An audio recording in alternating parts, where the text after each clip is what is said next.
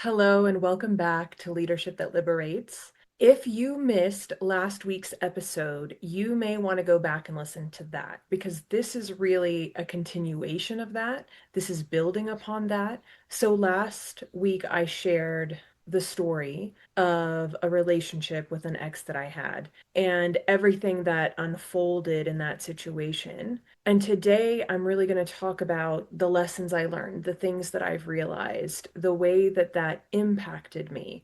But it's very helpful for you to have the context of the story itself to understand what I'm really talking about this week. So I would encourage you to go back and listen to that if you haven't yet. And yeah, let's dive into this week. And to be honest, I'm feeling a lot more excited to share this week's content, to tell you about the things that I really took away from this experience. And the truth is that sharing it last week was pretty uncomfortable for me and it was pretty draining for me. And it just brought up a lot of stuff. And I didn't realize how it would feel to share the story in the way that I did. And I thought that it wouldn't feel so heavy because I have healed so much. And there was just such a different energy to it than when I've shared it in the past. And I really think that has to do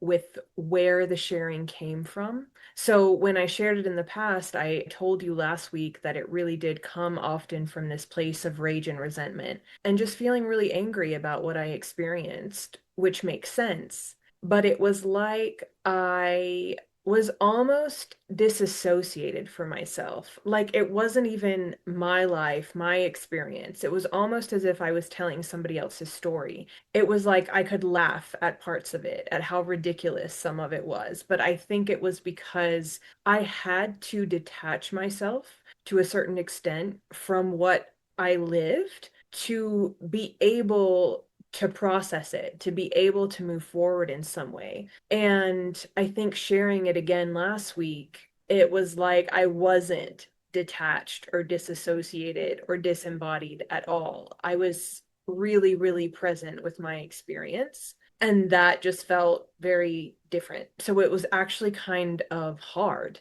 to share it. I really wasn't expecting it to feel hard. I am looking forward to sharing this part of it all with you because that's where I think there's a lot more empowerment in the experience, in really being able to see that I did learn so much and that I did become so much more of myself in some ways. In the story itself that I shared last week, part of why I wanted to share it was so that people who have perhaps experienced a similar dynamic could see themselves in the story and could validate their own experience. At the same time, I was very intentional not to share too many details because it's just too much. I actually recorded for close to 2 hours last week and I cut it down to 1 hour and I still only shared the basic overview. I shared a few details here and there, but not very much.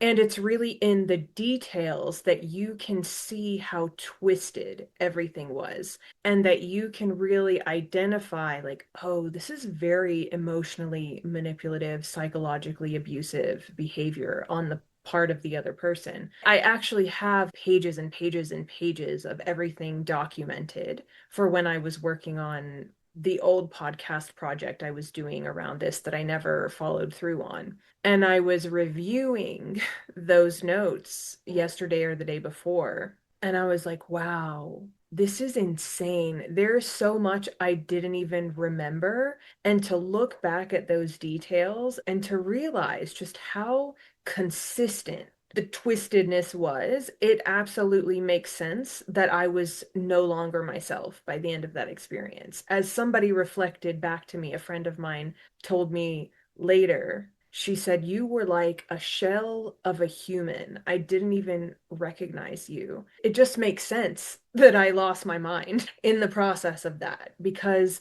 it was like every single day I was being manipulated and gaslit and lied to and belittled. It was just insane. What I will share with you is that based on research that I've done, I really believe, and I am not, of course, qualified to diagnose anyone, but based on what I've seen and read, I believe this individual was a covert narcissist. Covert narcissism presents very differently than overt narcissism. Overtly narcissistic people, they're very arrogant, they're very ego-centered, they talk about themselves a lot, they seem full of themselves. They're obvious in their abuse. It's not covert, it's not hidden, it's not subtle, it's not happening in these very nuanced ways. Whereas with the covert narcissist, it's covert.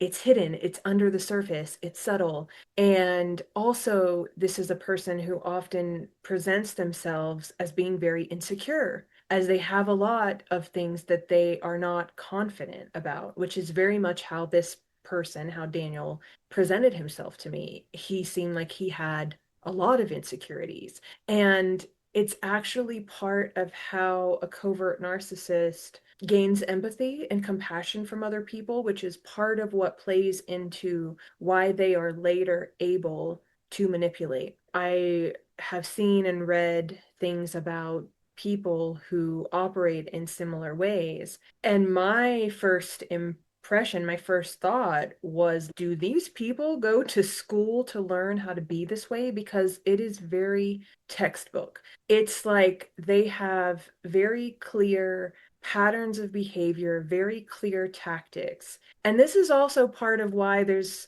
a question that I have around, do they even know what they're doing? Of course, they're aware that they're lying. I mean, they have to be very intentional about lying in cases like what I experienced. But it's almost like I don't know if they realize or are aware of what they're actually doing, because it's almost just like how their mind works, and they may not be able to see that it's a deviation from kind of normal behavior. And I think that there's also an element here of like they lie to themselves just as much as they lie to other people, so that they believe their own lies. They really convince themselves that the reality they're creating is the truth. And I think there's some element of that that is self-protective. Really, what I experienced through the course of this relationship was the narcissistic abuse cycle. And I want to share a little bit more about how that looks or how that happens. And maybe if you have had a similar experience, this can also help you identify or see yourself in this cycle. But essentially, there are three sort of key phases or parts of the narcissistic abuse cycle. They are idealization, devaluation, and then rejection or discard. So, idealization is really the first phase where the person is luring you in. And so there's a lot of tactics that are part of this phase of the abuse cycle. The love bombing, this profession of love and adoration and admiration, and they're telling you things like they have never felt this way before. They've never been this connected to anyone. They've never had feelings like this. You're different than anyone they've ever known. You're so special. These were the kinds of things that Daniel was saying. Another aspect of that is future faking, where they're really trying to paint this picture of this future that they envision with you. And they're really trying to convince you that there is this beautiful potential that you could reach if you were with them. So I think about the example of children as a really big part of this kind of love bombing and future faking together. Daniel was saying all the same things to Miriam about wanting to have kids with her and start a family. The thing is that what he had told me is that he had never wanted to have kids or to have a family until he met me. It was because of how he felt about me that he wanted that experience with me, but it was not something he had ever wanted before. And he even told me this story about a woman who had done a reading for him and that she had told him that his next partner would be somebody he would start a family with and that I was that next partner. He's painting this story about how I'm special and unique and different, and that's why he wants to have this kind of future with me. But actually, he had been telling her all of the same things. So this is love bombing merged together with the future faking. And then another thing that happens in the idealization phase of the abuse cycle is something called mirroring. So this is where the person is really watching you, observing you, and they're mirroring your behavior. He would kind of talk about how he had never met someone who was so much like him and whose life experience had been so reflective of his own, and that he had so much in common with. So that's one way that he was doing the mirroring, is like, oh, we're actually so similar. But then the other way he was doing the mirroring was to emulate my qualities. So to present himself as somebody who is very empathetic, very compassionate, very caring, very considerate, very thoughtful, somebody who wanted to serve others, who wanted to help others. Like, these were all qualities of mine that he was reflecting, that he was trying to present, that they were qualities of his as well. Another part of this idealization that comes along with the love bombing is presenting the person very early on to your friends, to your family. It's part of the future faking. You mean so much to me that I want to bring you into my life. I want you to know the people who are important to me. I want them to know you. You're feeling like you're swept off your feet. You're feeling like this person is completely enraptured with you. You're feeling so chosen. You're feeling special, extremely validated. So there were these kinds of things that were happening in the first phase of our relationship, which would be before he had quote unquote moved back to Mexico, because he never actually moved back. He just pretended that he was moving back. And then the second phase is the devaluation. And so in entering this phase, the mask starts to fall off. They're not really fulfilling the facade in the same way. And it's because they've already secured you. So once you are secured, there's no longer any need to pretend as much, because you're already convinced that this person embodies XYZ qualities. So what happens is when they start to behave differently, they're also then starting to do these things where it's literally devaluation. They're saying these little belittling comments. They're starting to make you feel small. They're starting to make you feel unimportant, which is very drastically different from what you experienced in the love bombing phase. But because of the ways in which things are being manipulated, you are believing that you are the problem, that they are changing and they are being different because you're driving them to do that in some way. So this is exactly what happened with me. I was to blame for everything. And in this phase, if you are questioning them and questioning their behavior and questioning their change in behavior, I notice you're more distant. We don't feel as connected anymore. Whatever it is that's different. Then it becomes about how,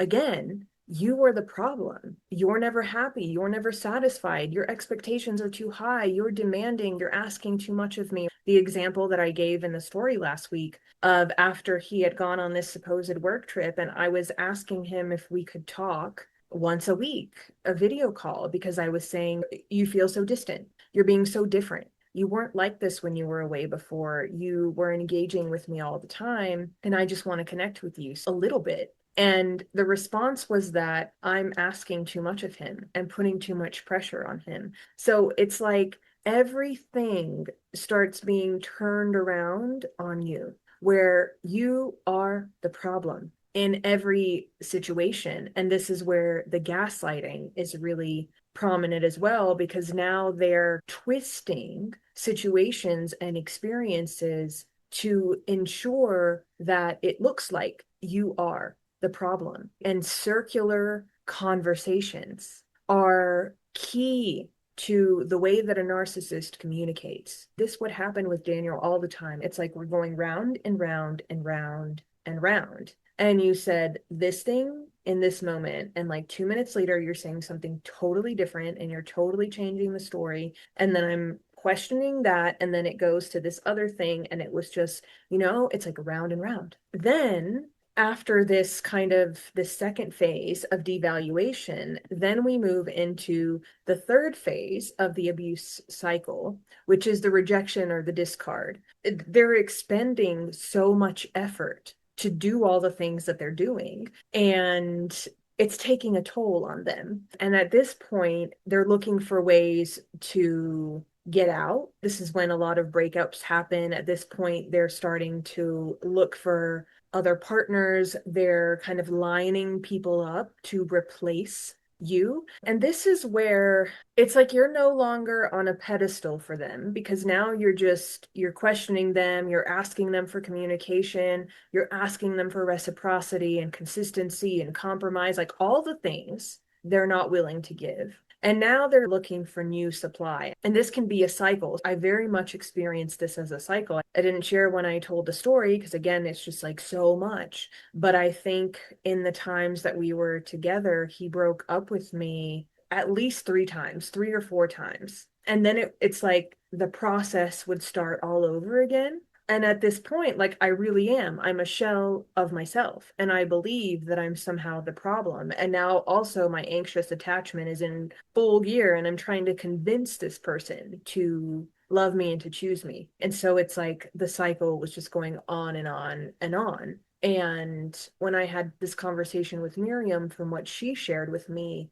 their relationship was the same. The dynamic was the same. They were constantly breaking up and getting back together. And I think, based on the timeline of breakups and arguments and all these things, I think he was kind of juggling the two of us. And so when things were good with me, he wasn't as interested in being with her. But when things were rocky with me, he just wanted to go back to her. And if something happened with her, then he would come back to me. And it was this kind of bouncing back and forth. Now, here's the thing in being involved or engaged with a person like this, especially after, because you enter this state where you are constantly confused and constantly questioning your own reality. And when you reach the point where the truth starts to become clear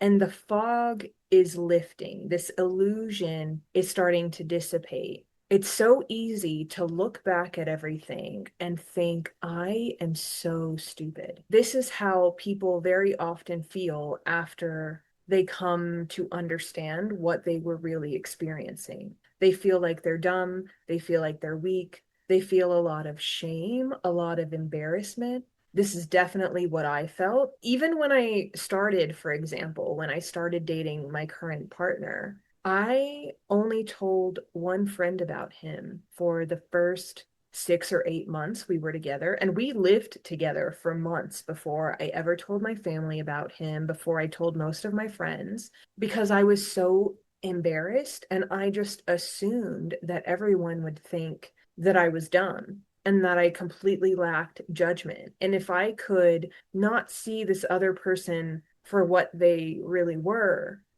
then that was obviously some kind of reflection about me. It makes sense that we feel that way because of how we have been manipulated by this person. What I want to say to myself and to anyone who is listening that has been through something similar: you are not responsible. It is not your fault. You are not stupid. This person has manipulated you to the point where you cannot see reality for what it is. There's so many tactics that they're using to lead you to that point, and it is not because it is reflecting something about you. The other thing is that narcissistic people, they will target a very specific type of person. So actually, typically, the people that a narcissist is abusing are actually incredibly intelligent. And I know a lot of people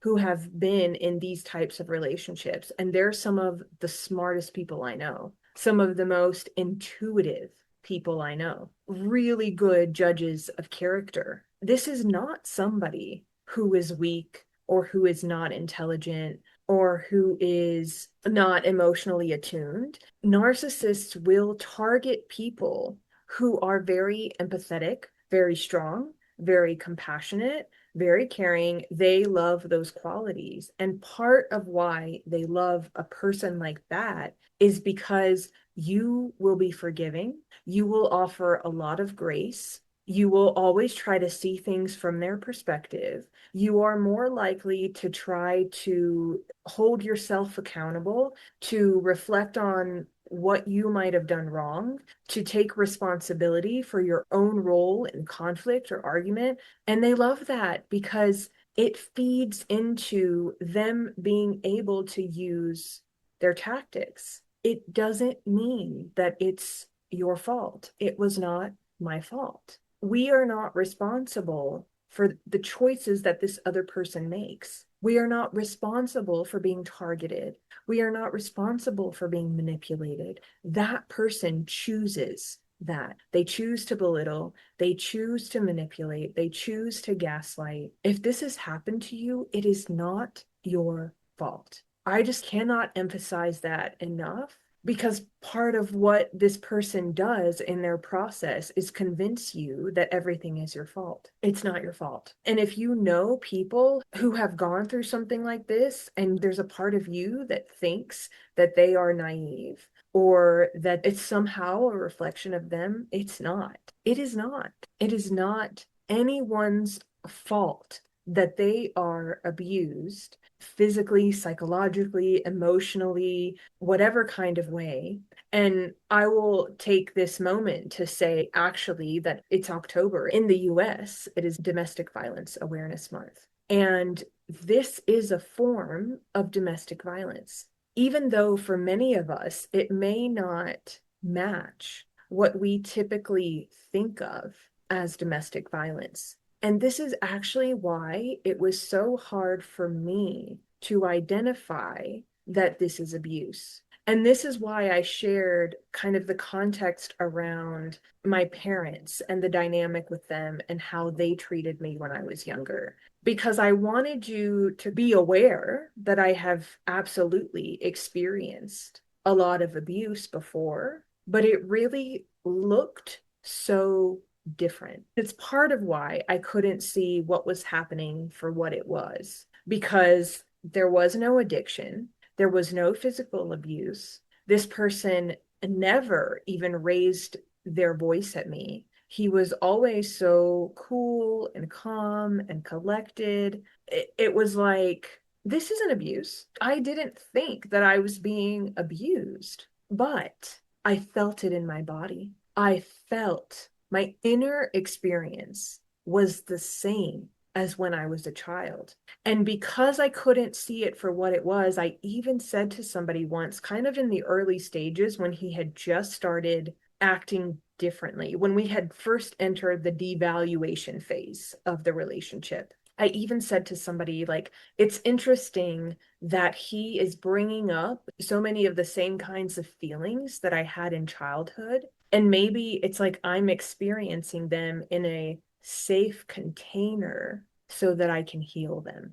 And this is part of the story that I was telling myself. I'm safe with this person. And even though I feel unsafe, it's an opportunity to work through those feelings with someone who is safe, whereas my parents weren't. So I didn't understand that abuse was happening because it looked so different. But the key is that it felt the same. Constant anxiety, constantly walking on eggshells. I never know when I'm going to say or do the wrong thing that is going to annoy this person, that is going to lead this person to break up with me, to abandon me. There was so much uncertainty. There was so much inconsistency. And that part was the same. My somatic experience was the same. And now I use the sensations and the feelings in my body as a compass. When is a person actually safe? It depends on how I feel in my body. How do they make me feel in my body? That for me now is the barometer of safety. What am I physically experiencing when I'm with this person? And I actually saw something very interesting on Instagram yesterday, I think it was. This woman, Erin Gunzelman, she had said that she wonders if intuition is the body noticing the truth before the mind can rationalize it. And here's the thing about intuition, part of why it is hard for us to trust our intuition is because it often doesn't seem rational or logical. It almost seems out of place with what we think we're experiencing, which is why we deny or dismiss it so often, because it isn't a rational or logical thing. It's a deep knowing. And maybe that knowing is held in the wisdom of our bodies, because it's insane how much my intuition was trying to get my attention when I was in this relationship. There were so many moments where something inside me was saying, this isn't right. This doesn't make sense. Don't trust this person. This person is pretending. This person is faking. So many moments. But it was like that intuitive sense wasn't aligning with whatever performance was happening. And so I just kept disregarding it. I have a very specific, clear, vivid memory of this moment when I was on the couch with Daniel in my apartment and we were watching Netflix, or we were like scrolling through trying to find something to watch on Netflix. And he paused. This was just before the devaluation phase started. So we're kind of at the end of the love bombing phase. So at this point, I haven't seen kind of the erratic inconsistencies yet. He hasn't started to let down the facade, but he pauses for a moment on the Tinder swindler and literally just a second, and then he moves on. He keeps scrolling. That moment is seared in my memory. I can see it as though somebody took a photograph, and that was my intuition. Something's off, something's not right. I think one of the biggest things that I have taken away from that experience is that my intuition is so on point and I can trust it. The more that I have accepted that, the more I have had these almost like psychic knowings, visions, premonitions about things. And I've always kind of had them, but it's just gotten stronger since I've accepted I can trust myself. I can trust my inner knowing. I can trust my body. Of course, after that relationship ended, I was very distrustful of other people. And I did have kind of a paranoia about literally everyone, just because of how this person had been so deceptive towards so many people for so long. It made me question everyone in my life, absolutely everyone I had ever known. I wondered if everything about them was a lie. And I definitely had this paranoia. And at the same time, I would always check in with my body. And I would tell myself again and again and again, I can trust myself, regardless of whether or not I can trust this person or that person or whoever. I can trust myself. I am trustworthy. And I'm very grateful for that. That was really a very big gift that I gained from this experience. And this leads to something else that unfolded during everything that was unfolding with my ex. And this is related to my dad. So when I was already in Greece, and this is where Daniel was telling me he was coming, it didn't seem like he was coming. This is when I started to look for some kind of answers. I found out about Grace. We broke up. So it's in the midst of this. And it was the day after we had broken up. And I had just been very anxious. I mean, really for like months leading up to this, but especially in the days leading up to that. There was so much anxiety. I couldn't sleep, I couldn't eat, and I really hadn't eaten for days. I mean, barely. I was barely eating anything at all. And we had just broken up, and I was at the table with my dad and my grandmother. And we were about to eat, and I had asked my grandmother to prepare my favorite dish because I was hoping I would be able to eat more if it was my favorite food. I will say before I even go into this story that there is still a lot of grief for me around this experience, and you will feel that, you will hear that. I will cry. I have no doubts that I will cry about this. So we're at the table, and I'm really forcing myself to eat, but I feel very sick. I'm very upset. And I'm essentially starting to have a panic attack at the table. I was hyperventilating, basically. Like I could not breathe. And what my dad says to me is, why do you have to do that here? Can't you excuse yourself and go upstairs so we can eat in peace? And I said, I'm sorry. I'm really upset. This has been very hard for me. I'm sad. And he said, you're always sad. You've always been sad. Oh, it's always so hard to talk about this. I mean, basically, he just goes off on me. He is screaming, and he had been drinking. Okay, so he had been drinking. He turned red and he was spitting on me. He was yelling with such force that I could feel his spit on my face. And I think for just 20 minutes, he screamed at me about how useless and worthless I was, what a disappointment I was, how disgusted he was by me, that if this person didn't want to be with me, it was obviously my fault, that I was responsible for whatever had happened between us, because who could ever love someone like me? That's what he said, and just yelling, screaming these really awful things at me. And one of the things he said in the midst of that was, why are you crying? You're almost 40 years old. Don't expect me to feel sorry for you. And then he kicked me out of the house. He told me to pack my bags and to leave. And so I did. And obviously, I was really devastated. And of course, it's very clear that it's still very painful for me now because it was hurtful. And at the same time, I could recognize that everything he said to me was a reflection of how he felt about himself.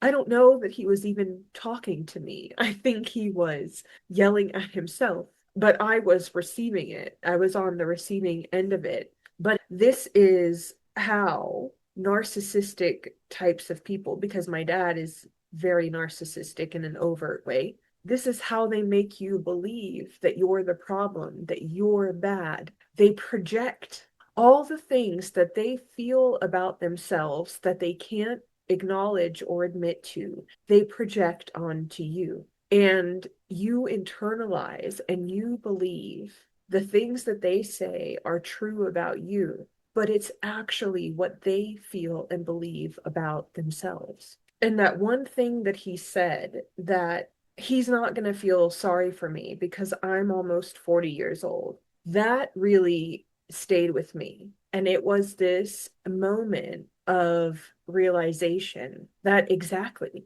I'm almost 40 years old. I don't have to subject myself to this anymore. I don't have to put up with this anymore. There was a time in my life as a child when I didn't have a choice, but I have a choice now. And the fact that this happened simultaneously with me uncovering all of this stuff about Daniel and realizing the way that he was manipulating me and abusing me psychologically and emotionally, I could see, oh, Daniel is this reflection of my father in this way, of something about the dynamic, the ways that he tears me down. And it's actually the reason that I decided not to have any more contact with my dad. I've never spoken to him again since then. And that has created so much more space and peace in my life because I'm not walking on eggshells. I'm not wondering if I'm going to say or do the wrong thing that's going to lead to something like that. I now have the peace of mind to know it's not going to happen because I don't put myself in the situation where it could happen. I choose to walk away. That's what I did. I choose to end that pattern, that cycle. I won't do it anymore. And so that's another way in which this experience was actually very empowering for me, though unfortunate. It's unfortunate that I don't want a relationship with my dad in that way. And it doesn't mean that that will never change, but I can see that I am just subjecting myself to so much pain over and over and over again by expecting him to be different because he's not going to be different. And this relates to something I've shared before in the podcast of this ability I have to empathize with abusers, oppressors. And there is something deeply self-protective about that. In some ways, I had to be able to empathize with the abuser to stay safe as a child. I had to understand them. I had to accept them. I had to have compassion for them. But that was also always at the expense of myself. And this is even why I actually felt so conflicted about sharing the story because I was worried. I didn't want to paint these people in a negative light. I didn't want to portray them as what they are, abusers. I didn't want it to be just about that because I know that they're also more than that. It was like there was a part of me that wanted to protect them, that wanted to protect what people would think of them. I don't want them to be demonized. I don't want them to be dehumanized. And I was talking with my partner about this before I recorded the story. I was telling him how this conflict was coming up for me and how a friend had kind of coached me into seeing the ways that this reflects how I self-betray and I self-abandon. I try to protect the abuser at the expense of myself. And I was sharing this, and my partner said to me, like, yes, but it's also that you can see their humanity. It's actually your capacity to hold nuance and complexity that allows you to be that way because you recognize that they are the way they are for a reason. And that's true. I know the way that they hurt others, the way that they inflict harm is a reflection of harm that was inflicted on them in some way. It's a reflection of the traumatic things that they have experienced in their life as well. And it doesn't excuse their behavior. It doesn't justify the way they treat other people. And this is something I've said about my dad my whole life. I don't agree with the way that he expresses his pain, but I can understand why he holds so much of it. Because I've seen my dad's relationship with his mother. I can see how it's affected him. I can see how he felt belittled, constantly criticized. I see how he talks over people now because he never had a voice, because she never let him speak. I see why he yells because he's desperate to be heard. And I do have a lot of compassion for that. And this is part of why I talk about my work in the way that I do, that we can't just put people in these boxes and say that they're evil, that they're bad, that they're somehow not human. Actually, their response is a very human response to pain. They are responding to the ways in which they were dehumanized. And it doesn't make it okay that that leads to them dehumanizing other people. But if we can stop operating in these rigid binaries, if we can stop labeling and categorizing people, if we can really live from compassion, if we can really choose love, if we really care about humanity, then that means that everyone has to be humanized. And it's less about punishing a person for their choices. It's less about punishing a person for causing harm. And it's more about changing the systems and the norms and the societal conditions that lead a person to behave in that way. That's really what we have to do. We don't punish a person because they act from pain. We address the reasons why they feel pain in the first place. That is our role. That is why we have to create revolutionary change in the world so that people are not living and moving and acting from trauma. We have to put different types of structures and systems in place so that there is less trauma inflicted on all of us. And this other piece that comes up for me a lot around this is around justice. And I had a whole episode around why the deeper reason that we find ourselves in patterns, in loops, is because some younger part of us is seeking resolution. In other words, we are seeking justice. And the truth is that I don't know that it's possible for us to have peace without justice. I think for me, part of the reason that I was able to come to peace with this experience that I had with Daniel was because it felt like there was some type of justice. Because I was able to tell these other people about what was really happening, and they were able to free themselves from him because of that. And for me, that felt like justice. And throughout the process, what he was so angry with me about is that he felt like I was trying to destroy his life. That was my intention in his eyes, was to ruin his life by telling these other women the truth. And I would be lying if I said that there wasn't some part of me that was glad that he was facing the consequences of his choices. But it's not what drove me to tell them. It wasn't my motivation. It wasn't because I wanted to destroy his life.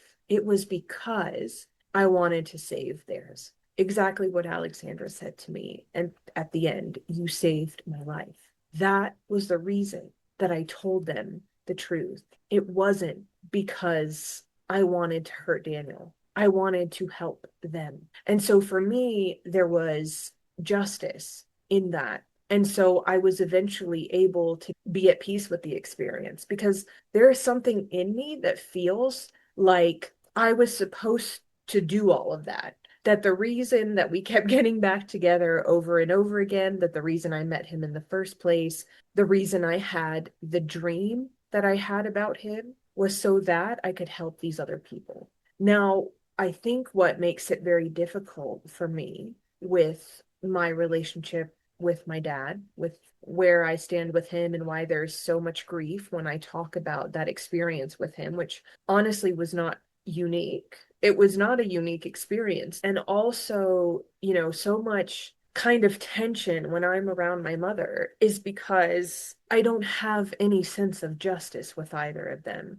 So how can I really be at peace? That's what comes up for me. And even just acknowledgement for me, like the acknowledgement of the harm would feel like some type of justice. That's why in post-conflict, post-war, some of the more, let's say, successful post-conflict efforts have been around reconciliation processes where a person's pain is acknowledged, where the person who caused harm admits to their wrongdoing. That is part of experiencing peace. And I think one of the reasons I don't fully have that peace, even though I am at peace about the fact that I've decided not to be in a relationship with my father right now, one of the reasons there is so much grief is because he has never acknowledged his harm. He has never apologized to me. So after this happened, this was in August of 2022, and he messaged me that November for my birthday after us not speaking for months. And he just said, "Happy birthday. I hope you're well. I love you," something like that. And for me, it just made me angry. Like you can just pretend that nothing ever happened, that you didn't do something wrong. You can't even apologize to me. You just want me to move on and act as though you didn't do anything. For me, it's that lack of acknowledgement that's very painful. And similarly with my mom, a few years ago, I actually think it was the Easter that I had gone home to visit when I was dating Daniel. We were having some kind of conversation, and she said something to me about what a good mother she had always been. And didn't I agree that she had always been a great mother? And I was like, well, actually, what about these things that happened when I was a kid? And she didn't know what I was talking about. She legitimately had no memories of the ways that she abused me. And she even asked me if I was making it up. So my mom, I think, has suppressed this because it's so incongruent with who she believes herself to be that she cannot accept or acknowledge that she would hurt me in the ways that she did. And so for me, there was a complete denial, dismissal of my experience, even like a gaslighting of, are you sure that really happened? I don't think it really happened. So again, on that side, there's no acknowledgement of the harm that's been caused. And so I think that's part of why it feels hard to be in relationship with my parents, because it's very triggering for me to be around them. It's very painful. It brings up a lot of old stuff. And it's because there is no peace without justice. And this again comes back to all of the different things that I talk about in my work. If we're not acknowledging the harm and the hurt and the pain and the trauma that oppressed people have experienced, if we're denying or dismissing or invalidating it, if we're refusing to talk about the reality of white supremacy, of colonialism, the legacy of colonialism, the way it continues on today, if we are not acknowledging these realities and the ways that they show up in our lives and in our world and in our collective experience, that's not justice. We can't move beyond these things until we're honest with ourselves about the truth of them, until we're honest with ourselves about the pain that lives within us because of them, honest with ourselves about the pain we unconsciously create for others because of the ways we've internalized these systems. If we're not honest about the truth and the reality of the way that our world is unjustly set up, there will be no peace. There is no peace until we face the pain within ourselves and until we're honest about living in a world that is set up to impart that pain into us. That is why I do the work that I do.